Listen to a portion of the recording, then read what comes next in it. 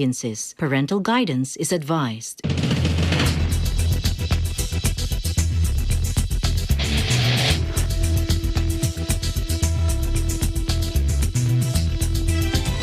We're working to connect a region of over 600 million bridges between our lands.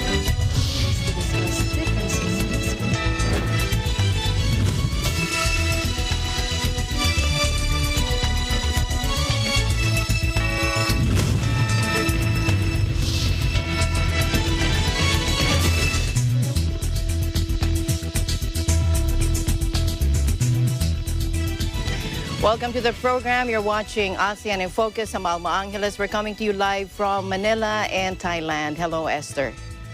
Hi, Alma, and good afternoon to all our viewers. I'm Esther Odanga from EBC Thailand Bureau, bringing you the news in the dynamic ASEAN region. On today's headlines, Myanmar's ousted leader Aung San Suu Kyi was jailed for 2 years on Monday after being found guilty of incitement against the military and breaching COVID rules in a ruling that drew swift international condemnation.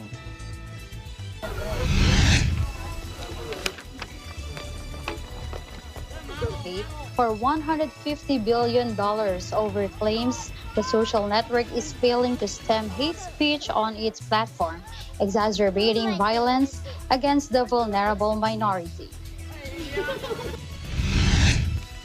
Indonesia's Mount Semeru spewed more ash on Monday, forcing rescuers to suspend the search for survivors as aerial images show the extent of the devastation unleashed by the volcano's deadly weekend eruption. And the Philippine Embassy in Thailand thanked the Iglesia Ni Cristo Aid to Humanity for the Filipino community there.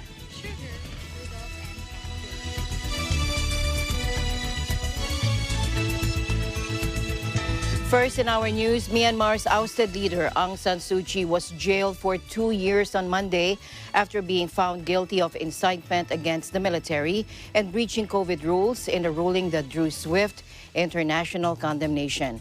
A special court initially sentenced the 76-year-old Nobel laureate to 4 years in prison, but she was partially pardoned hours later by the junta chief, who halved the sentence to 2 years. Former President Win Myint was also initially jailed for 4 years on Monday, but was also pardoned by Junta Chief Min Aung Hlaing and sentenced to 2 years imprisonment, according to a statement read out on state TV. They will serve their sentences by remaining under house arrest in the capital of Naypyidaw, the statement said, without giving further details. Zhao Mintun, a spokesman for Myanmar's military, told the AFP news agency on Monday that Aung San Suu Kyi was found guilty of incitement and of violating COVID-19 rules. In recent weeks, other senior members of the NLD have received long sentences. A former chief minister was sentenced to 75 years in jail, while a close Suu Kyi aide was also jailed for 20 years. Suu Kyi also faces multiple corruption charges, each of which carries a possible sentence of 15 years in prison. Amnesty International immediately condemned the sentences against Suu Kyi. Aung San Suu Kyi, who was convicted in a ruling on Monday, was initially given a 4-year term. The sentence was reduced after a partial pardon from coup leader and Army Chief Min Aung Hlaing. Here's Emerlyn Hill, Amnesty Asia Pacific Deputy Regional Director for Research. Let's listen in. This is actually another example of the Myanmar's very harsh response to those who oppose it. It shows that the military wants to eliminate any opposition to its rule, including the leadership of the opposition government. This is also an example of the harshness and the viciousness of the military once it wants to impose itself on the people of Myanmar. This is not about only Aung San Suu Kyi, but this is about the hundreds of people who have been detained since the coup just because of their peaceful exercise of human rights. just because they oppose the military. So the way they're going after Aung San Suu Kyi, it may be worse the way they're going after other people who oppose them but do not have the profile of Aung San Suu Kyi. It appears that the military junta does not really care about what the international community is saying. They have been like that, if you recall, 60 years ago when they took over Myanmar. They were like that. They were ready to thwart any kind of international engagement on what is happening on the situation in Myanmar. They were ready to do all kinds of acts and be criticized until the international community finally steps up to make the military accountable for its crimes under international human rights law. The military will keep on violating the rights of the people of Myanmar for many years to come. Sorry. Any comment, Ms. Suu Kyi? Meanwhile, the UN's top human rights official has also condemned the imprisonment of Myanmar State Councillor Aung San Suu Kyi and called for her release. Ms. Suu Kyi was convicted of incitement and breaking COVID rules. She also faces charges of corruption and electoral fraud. The development follows reports that a military vehicle slammed into demonstrators in the city of Yangon over the weekend, leaving an unknown number injured. In a statement on Monday, UN High Commissioner for Human Rights Michelle Bachelet maintained that Ms. Suu Kyi's guilty verdict was the result of a sham trial and secretive proceedings. Let's listen in. The UN High Commissioner for Human Rights, Michelle Bachelet, deeply deplores the conviction and sentencing of Myanmar State Councillor Aung San Suu Kyi following a sham trial before a military-controlled court without due regard for international fair trial standards. The conviction of Aung San Suu Kyi will only deepen the rejection of the military's rule. This comes a day after security forces in Yangon mowed down protesters in a truck and followed with the use of live ammunition against unarmed peaceful protesters. We call on the authorities to immediately release all those who have been arbitrarily detained, some 10,000 political prisoners. We also understand that some 175 of these individuals have already died in detention due to ill treatment and torture. The High Commissioner has expressed concern that these developments risk further exacerbating tensions and violence in Myanmar. Myanmar's military took power in a coup on February 1 after declaring the results of the November 2020 elections invalid. More than 10,000 political prisoners are believed to have been detained, and at least 175 have reportedly died in custody, according to the UN Human Rights Office. The European Union on Monday condemned the Myanmar ruling junta's jailing of ousted leader Aung San Suu Kyi as politically motivated and a blatant violation of human rights. In a statement from EU Foreign Policy Chief Joseph Borrell, on behalf of the 27 member states, the EU said Suu Kyi's sentence represents another step towards the dismantling of the rule of law. Borrell said the European Union strongly condemns this politically motivated verdict, which constitutes another major setback for democracy in Myanmar since the military coup on February 1, 2021. The military's actions shows complete contempt for the will of people expressed clearly in November 2020 elections, he said. It is imperative that the Myanmar military authorities allow a swift return of Myanmar to path of democracy, he added, praising the people of Myanmar for rejecting the coup.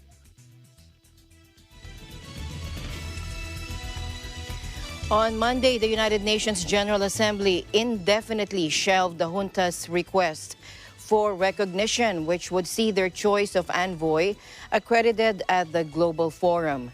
Won Maung-win, the foreign minister of Myanmar, which was rocked by a military coup on February 1, appointed on August 18 former military commander Aung Thurin.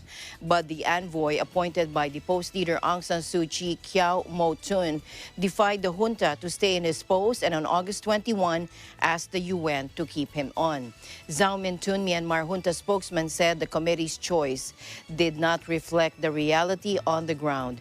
The junta has previously criticized the decision not to accredit their ambassador, saying it does not reflect the reality on the ground.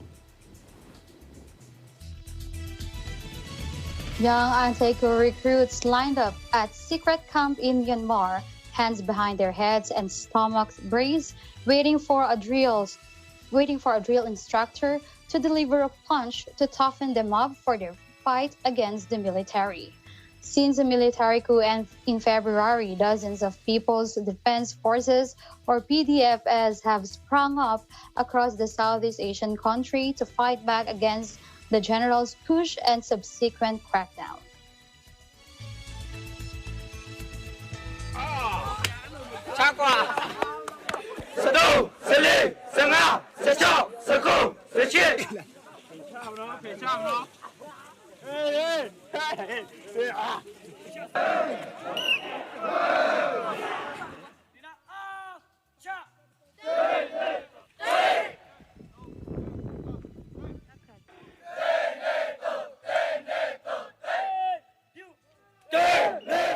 That tool two now, tall, let the go now, that tool, I can't go.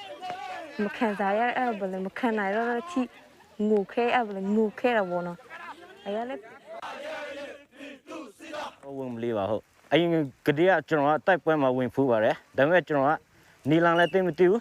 They don't let them take food at a job. Colos, General Pena Latina. Then change, General. She down to Yame. General, I think people won't believe our hope.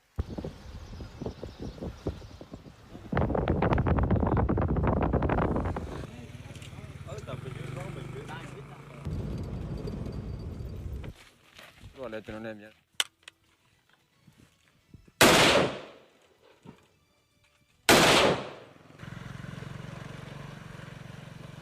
I'll have to check him.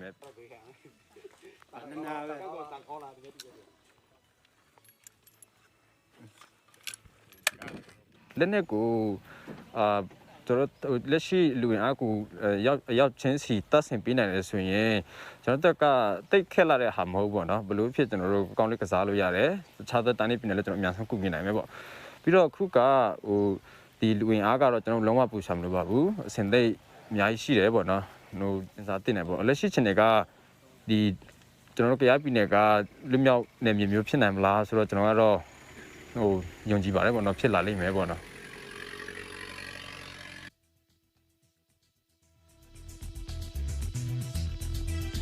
In other news, Rohingya refugees sued Facebook on Monday for $150 billion over claims the social network is failing to stem hate speech on its platform, exacerbating violence against the vulnerable minority. The complaint lodged in a California court says the algorithms that power the U.S.-based company promote disinformation and extremist thought that translates to real-world violence. Facebook is like a robot programmed with a singular mission to grow, the court document states. The undeniable reality is that Facebook's growth, fueled by hate, division, and misinformation, has left hundreds of thousands of devastated Rohingya lives in its wake. The legal complaint argues that Facebook's algorithms drive susceptible users to join the ever more extreme groups, a situation that is open to exploitation by autocratic politicians and regimes. They charge that the social media giant allows falsehoods to proliferate, affecting the lives of minorities and skewing elections in democracies such as the United States, where unfounded charges of fraud circulate and intensity among like-minded friends. The mainly Muslim group faces widespread discrimination in Myanmar, where they are despised as interlopers, despite having lived in the country for generations. Meanwhile, Indonesia's Mount Semeru spewed more ash on Monday, forcing rescuers to suspend the search for survivors as aerial images showed the extent of the devastation unleashed by the volcano's deadly weekend eruption. Rescue operations were suspended because of fresh volcanic activity on Monday. Ash from Semeru traveled up to 4 kilometers away after the Saturday eruption, Indonesia's geological agency reported. A sand mine company's office in Kampung Renteng village was buried after the eruption, trapping 15 people inside, according to foreman Hasim, 65, who, like many Indonesians, goes by one name. Rescue officials said some were buried inside their vehicles with no time to escape. President Joko Widodo on Sunday ordered a rapid emergency response to find victims after the scale of disaster became clear, said State Secretary Pratikno, who, like many Indonesians, goes only by one name. Many people who sustained burns had mistaken the hot mud flow for floods, so stayed in their villages, according to Luhamang Public Order Agency spokesman Adi Hendro. The country's geological agency said rain is expected in the next 3 days that could further hinder rescue work. Bersama-sama dengan orang 5 di sini nih. Mungkin ya kejadiannya itu kan di sini warga itu kan masih kan nggak biasanya kan banjir biasa gitu kan, nggak tahu kalau lava itu turun gitu kan, tiba-tiba langsung gelap itu aja udah wes gitu, langsung dadaan gitu, campur hujan angin langsung asap datang. Ya untungnya masih ada hujan, kalau ada kan nggak ada hujan nggak tahu warga tambah lebih parah karena apa, asap lebih parah gitu, jadi lebih berbahaya lagi karena masih mending ada hujan itu masih bisa bernapas gitu. Yang perlu dibantuan di sini tuh kayak masker perlu lagi, tiba-tiba ada susulan lagi kan, nah itu yang berbahaya gitu. air bersih yang penting. Gitu, air bersih perlu, kayak anak kecil butuh pampers perlu gitu kan. Keperluan ya biasa sembako lah, apa yang keperluan dibutuhkan tuh kalau ada secepatnya gitu. Dan yang satunya Randinya itu menyusul ayahnya ngasih lampu senter, nah ngasih senter. Tujuannya itu mengantarkan senter kepada ayahnya. Ternyata ayahnya sudah pulang, Randinya tidak ada pulang sampai sekarang. Dan di sini mungkin bersama-sama dengan orang 5 di sini nih. Mungkin ya bersama dengan orang 5 kan ada 5 orang mas, satu keluarga itu di sini tidak ada semua. Total 10 orang belum ditemukan. Nah, total 10 orang belum ditemukan. Daerah sini nih mas.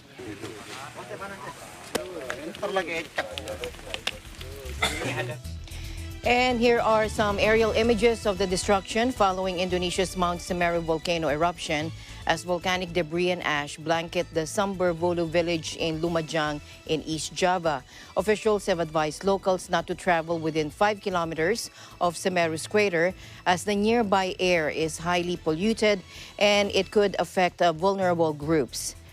Ash from Semeru traveled up to 4 kilometers away after the Saturday eruption, according to Indonesia's geological agency. Let's take a look.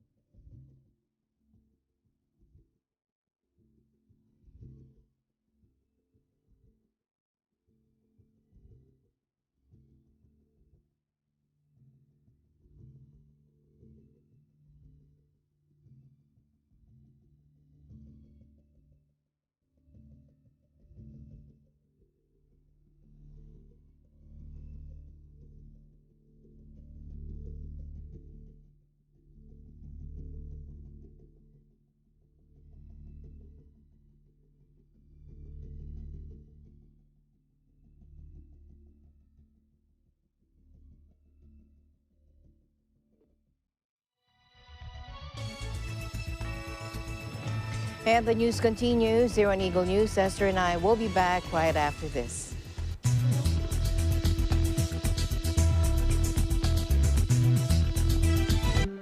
Alam namin ang iyong pagsisikap.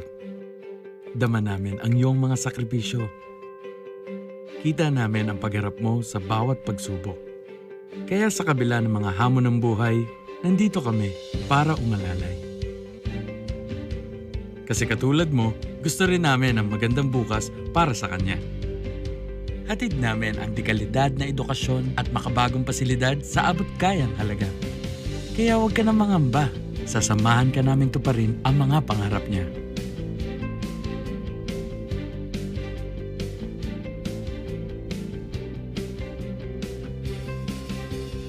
Maaasahan mong sulit dito ang mga pinagsikapan mo. Sa aming mga makabagong pasilidad at sistema ng edukasyon.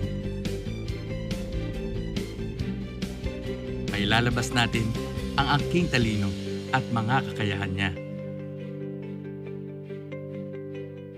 Kahit sa munting halaga, makakasiguro ka na makakasabay siya sa mabilis na pag-ikot ng mundo.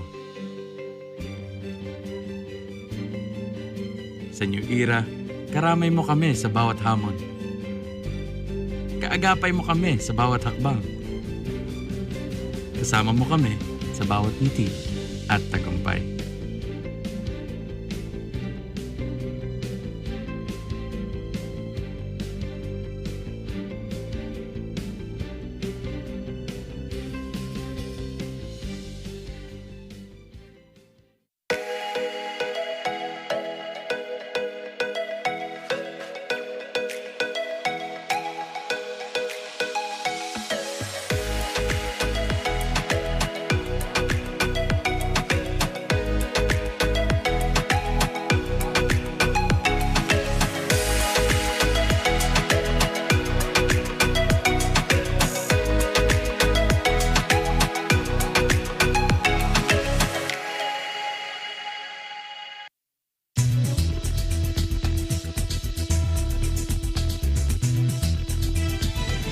We now go to the island nation of Maldives, where the first case of coronavirus, the coronavirus variant Omicron, has been detected. Steffi Diwan will tell us more. Steffi, please tell us more.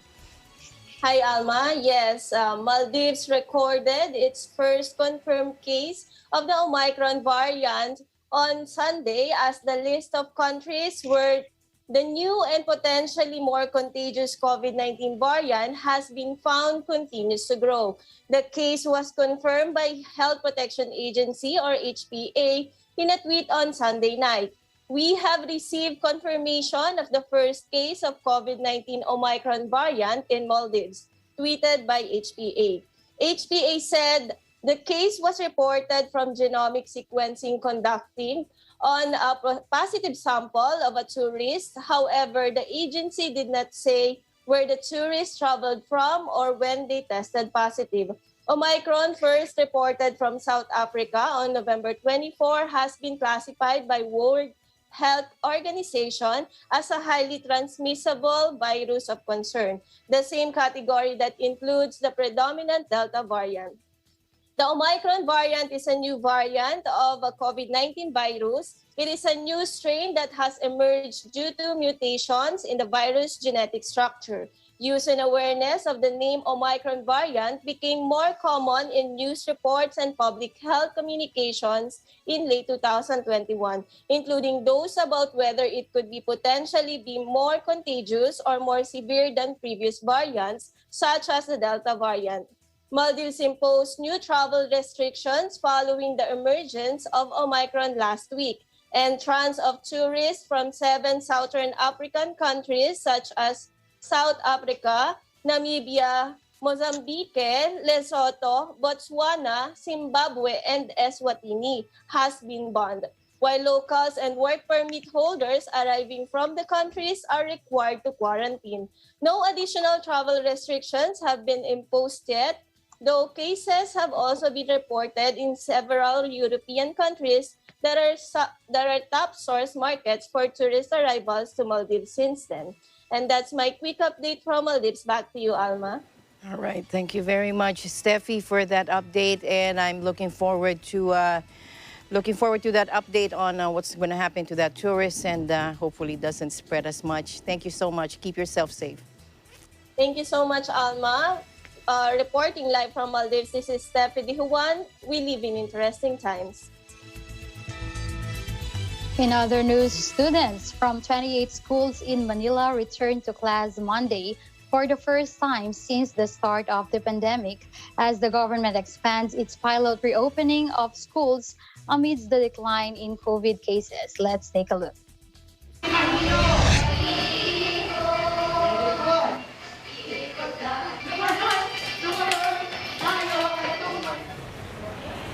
Happy. Dahil? Bakit ka happy? Kasi face-to-face na kami. Kasi makikita ko lahat ng classmate ko. Sa kapatid si? Tapos yung teacher ko. Magbasa. Dahil? Kasi masaya dahil yung mga classmate ko, makikita ko din na magbasa. Sabay-sabay kayo magbabasa. Apo. Excited po. Sobrang excited kasi after 2 years ng virtual class, balik na naman yung mga bata sa face-to-face. Tapos nakita ko din sa mga bata yung eagerness nila sa excited kami lahat dahil alam namin kung anong hirap na dinanas ng mga bata, ng teacher, ng magulang at ng school. Napakatahimik ng paaralan. Yun ang hinahanap namin, yung ingay at saka yung mga batang gustong matuto. So itong binalik na itong face-to-face learning, talagang ang kasiyahan talaga ng bawat isa ay hindi mo masusukat, hindi mo matatawaran eh. So, Grade schoolers from Ricardo P. Cruz Senior Elementary School in Taguig City were greeted by their teachers with temperature checks, disinfection, and social distancing protocols. Many of them experienced the in-person class for the first time. Staying in the Philippines, an education official on Monday said the pilot implementation of limited face-to-face classes in 28 public schools in the National Capital Region went on smoothly. In a laging handa public briefing, Department of Education or DepEd Undersecretary Nepomuceno Malaluan said the 28 public schools in Metro Manila are part of the additional 174 schools given the go signal by the Office of the President to conduct the pilot in-person classes nationwide. Take a look. Napakahalaga nitong sa NCR dahil alam naman natin na yung character ng NCR as highly urbanized and congested area. So very important ito. And so far, it has been smooth. We have officials of the department that are on the ground at both the central office and the regions. Yusakraki, and up to this time, I've been monitoring and we have not received any adverse report as of now. Malaluan also said learners participating in the pilot implementation of limited F2F classes nationwide will not undergo regular testing for COVID-19. He said learners would only need to go through a symptom and exposure-based test, which will not be a primary screening requirement for going back to school. While COVID-19 vaccination is required among teaching and non-teaching personnel, Malaluan said it is not yet a requirement among learners participating in the pilot run of limited in-person classes. The government started the inoculation of children 12 to 17 in November. However, the vaccination of children aged 5 to 11 years is being planned for early next year as the Food and Drug Administration awaits the application of emergency use authorization for COVID jabs suitable for such age group. President Rodrigo Duterte on Monday said he is pleased with the successful conduct of pilot limited face-to-face or F2F classes in 28 public schools in Metro Manila. Duterte said he is particularly glad that the return of students to campuses happened gradually. Let's listen in.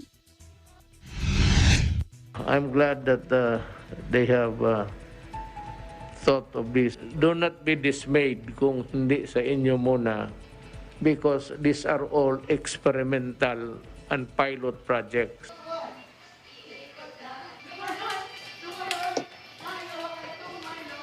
He also assured that other schools would be allowed to reopen after the conduct of pilot in-person classes is assessed. In the conduct of F2F classes, there are 2 participating schools, each from the cities of Caloocan, Las Piñas, Mandaluyong, Manila, Marikina, Muntinlupa, Navotas, Parañaque, Pasig, Quezon City, Taguig, and Valenzuela, and one participating school each from the cities of Makati, Malabon, Pasay, and San Juan. In September, Duterte approved limited F2F classes in maximum of 120 public and private schools in areas deemed low for COVID-19. Duterte repeatedly rejected proposals of the Department of Health or DepEd for pilot F2F classes due to concerns of more infectious variants of COVID-19. He, however, said he would consider allowing limited in-person classes in some areas seen to have low COVID-19 transmission. DepEd has been authorized to issue safety seals to school that will pass the agency's assessment on implementation of limited face-to-face classes. The country began its nationwide rollout of pediatric vaccination last month following its pilot implementation in October. To date, only Pfizer and Moderna vaccines have been approved for pediatric inoculation. Meanwhile, a health official on Monday said the Department of Health, or DOH, continues with its contact tracing efforts to locate the 8 more travelers from South Africa. During an online media forum, Health Undersecretary Maria Rosario Berjera said the 8 unlocated travelers are among the 253 individuals who arrived in the country between November 15 and the 29th. Let's listen in. Of the 253, 80 had been verified and located.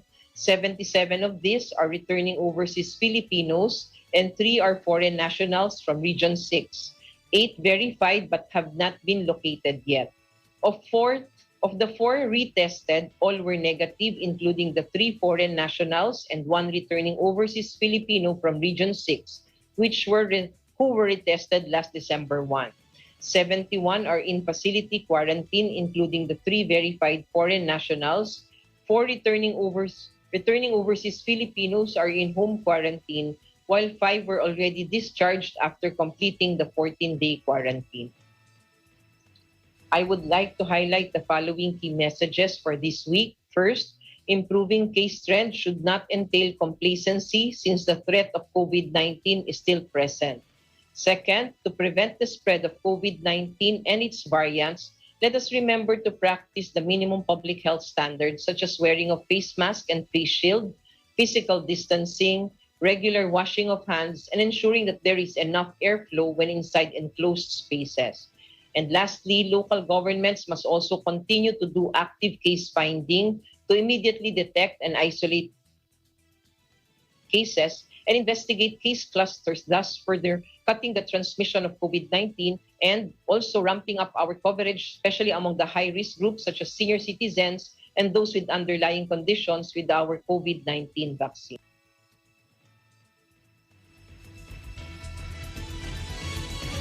Now let's go over to Vietnam, where the Ministry of Health has called for keeping a close watch on foreign arrivals, especially those from countries in Southern Africa, in an effort to prevent the Omicron variant from spreading domestically.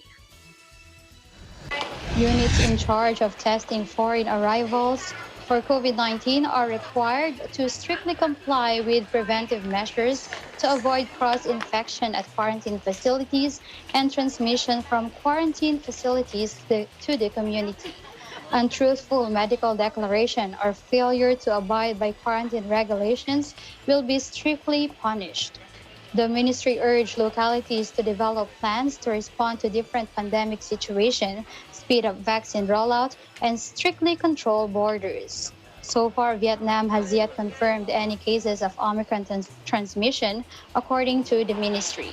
As of December 5, the nation confirmed over 1.3 million COVID-19 infections, ranking 35th out of 223 countries and territories.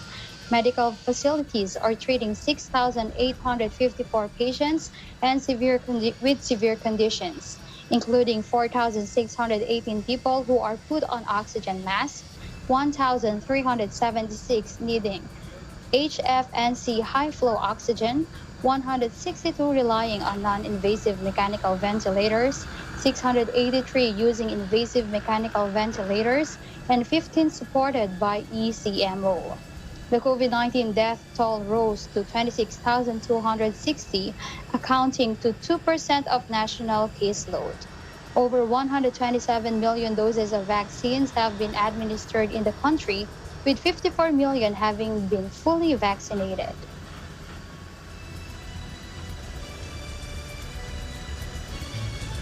We now go to Indonesia. Antara News reported that state-owned airport operator PT Angkasa Pura I has tightened health protocols for international flight passengers arriving through Bali's Wan Gusti Ngurah Rai Airport and Manado Sam Ratulangi Airport to prevent the Omicron spread.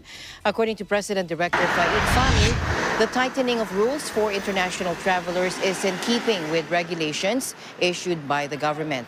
The addendum circular of the COVID-19 Task Force number 23 of 2021 and circular of the Ministry of Transportation 102 of 2021. And as per the regulations, the Indonesian government has decided to prohibit the entry of foreign nationals who have traveled to countries where the Omicron variant has been detected in the 14 days leading to their travel to Indonesia. The countries include South Africa, Botswana, Hong Kong, and countries that are geographically close to the Omicron transmission countries, namely Angola, Zambia, Zimbabwe, Malawi, Mozambique, Namibia, Eswatini, and Lesotho. Meanwhile, Indonesians arriving from those countries will be put under a 2-week or 14-day quarantine and asked to undergo a PCR test upon arrival and on the 13th day of quarantine. International travelers, both Indonesian citizens and foreigners, are now obliged to conduct 10 days quarantine. They also need to undergo PCR testing upon their arrival in Indonesia and on their 9th day of quarantine. And the news continues here in ASEAN in Focus. Alma and I will be back after this.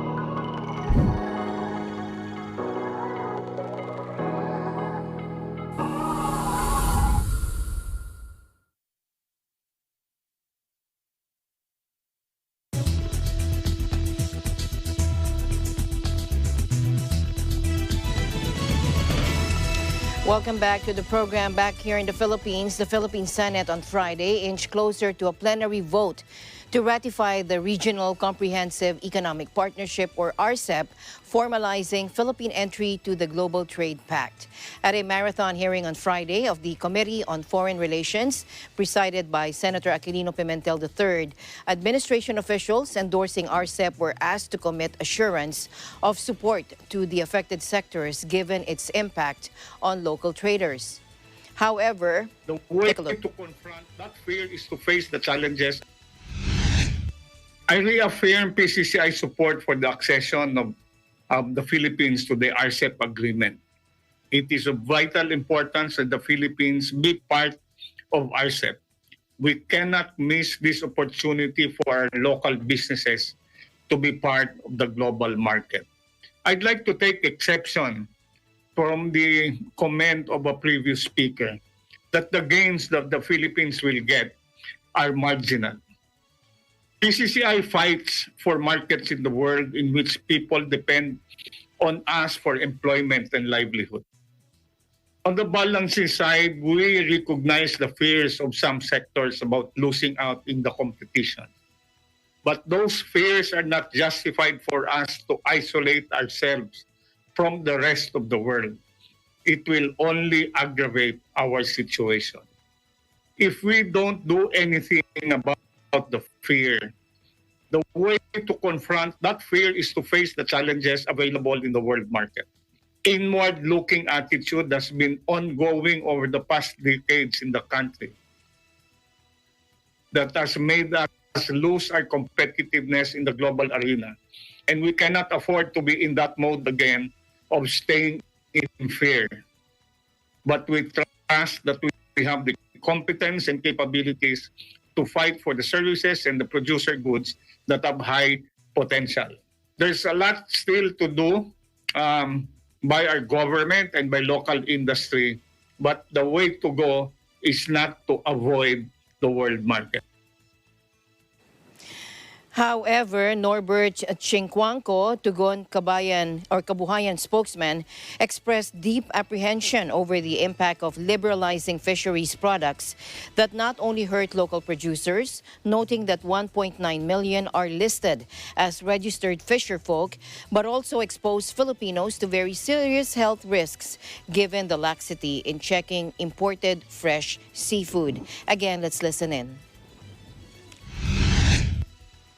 I don't understand it. We are self-sufficient in bangus and tilapia according to PSA, and PSA admit they are not counting our inventory, just our harvest. Yet we are sufficient in bangus and tilapia, and these are livelihood from Santa Ana in northern Luzon to Malita in Davao Occidental.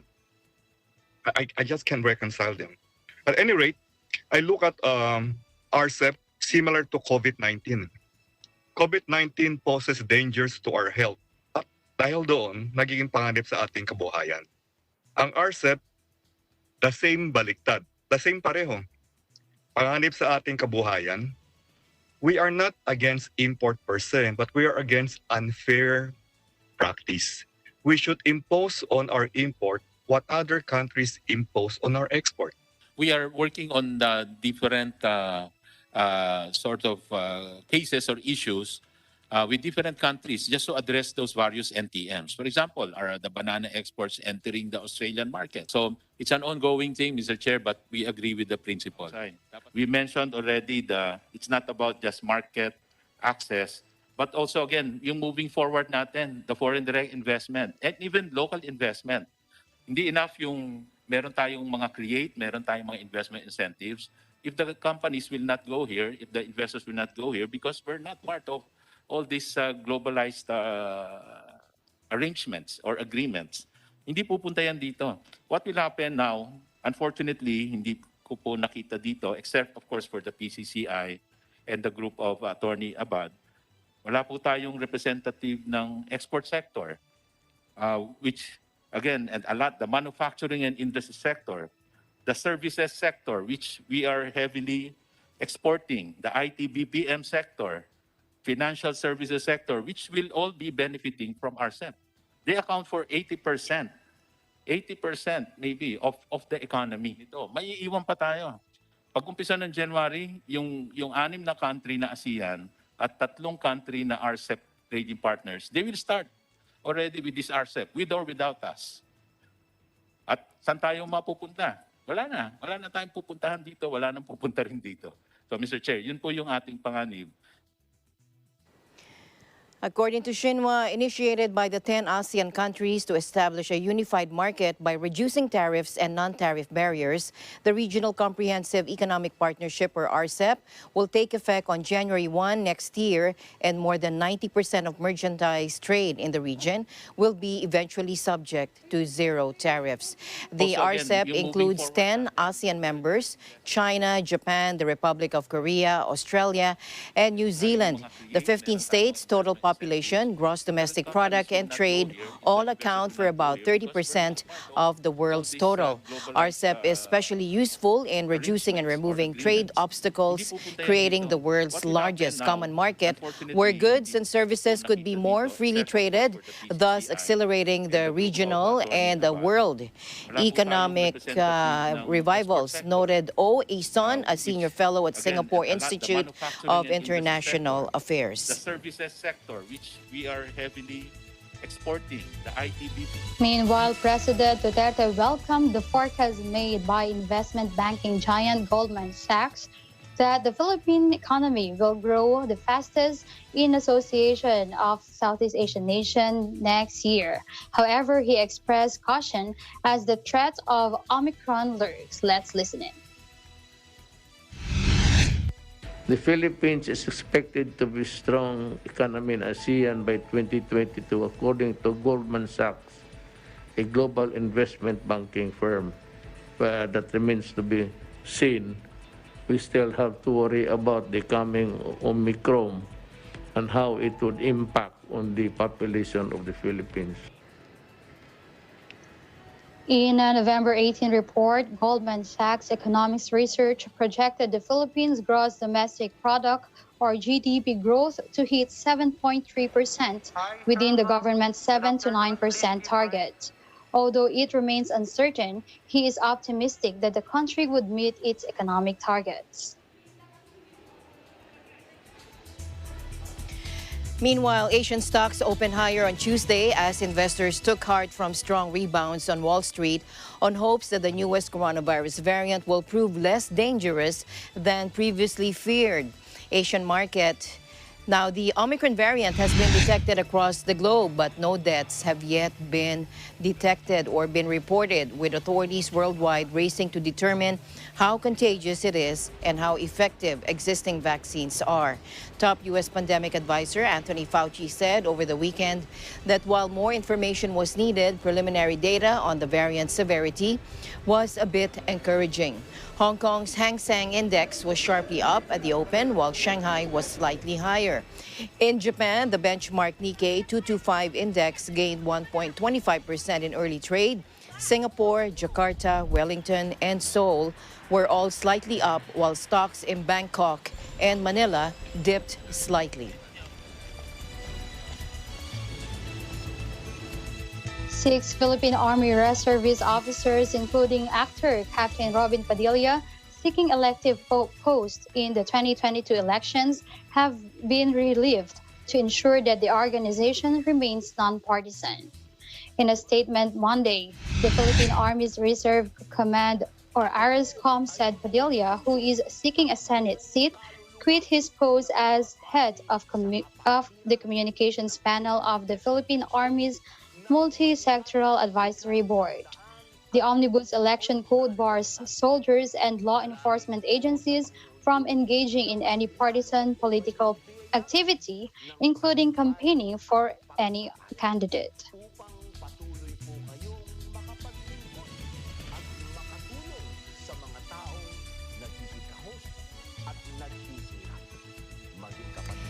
And finally, in our news, the Philippine Embassy in Thailand received some aid for humanity for the Filipino community there. The Philippine Consul General Michael Lyndon Garcia thanked the Church of Christ for the lingap sa mamamayan that were given and that will help the Filipino community in Bangkok.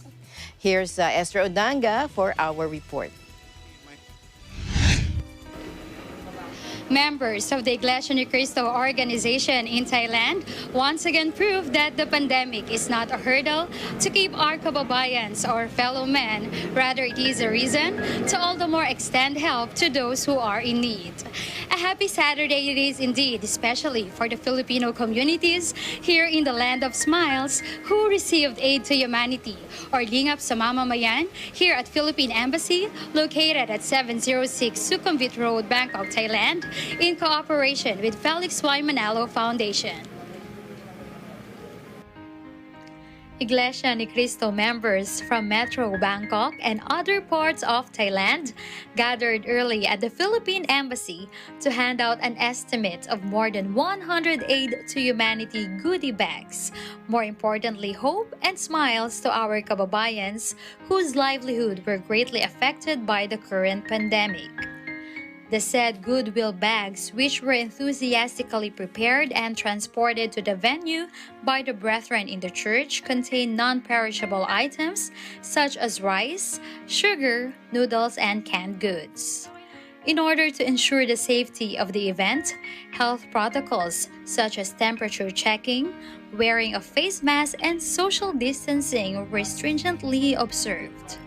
On behalf of the Philippine Embassy and the members of the Filipino community here in Thailand, particularly in Bangkok, I would like to express our thanks to Iglesia ni Cristo through its Aid to Humanity project to be able to provide food assistance to the members of the Filipino community who are affected by the continuing pandemic situation, particularly those members of the community who have yet to regain their employment, even as Thailand is on its path to normalcy.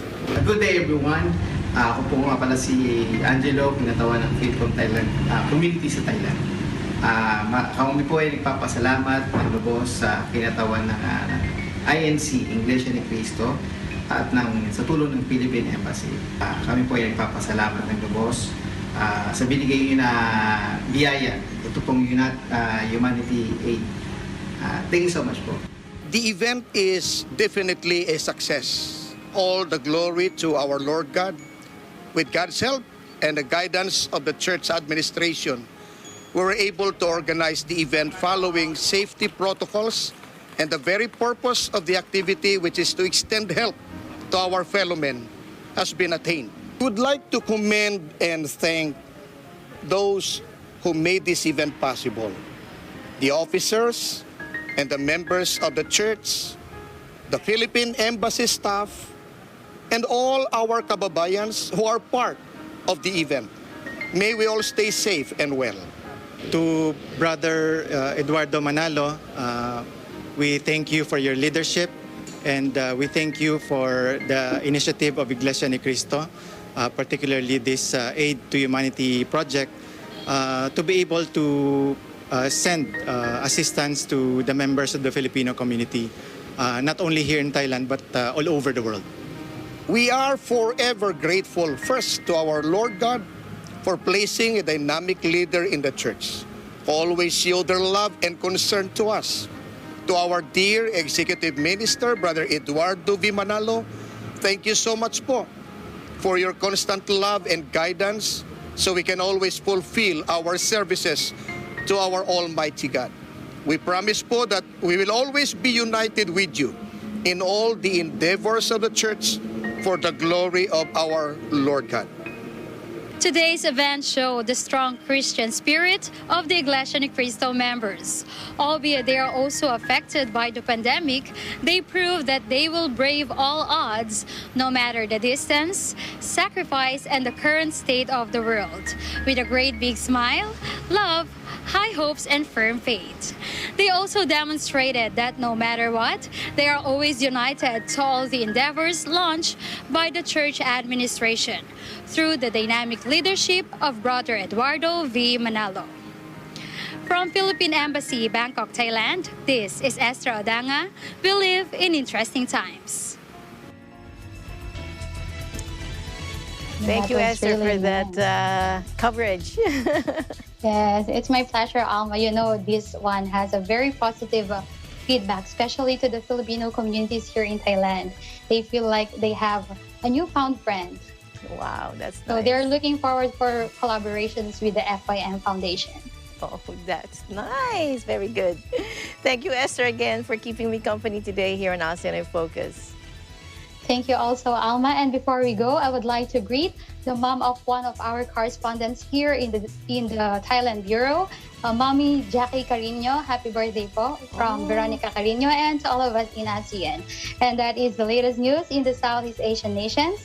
Stay updated about the ASEAN region. I'm Esther Odanga from Thailand Bureau, and we live in interesting times.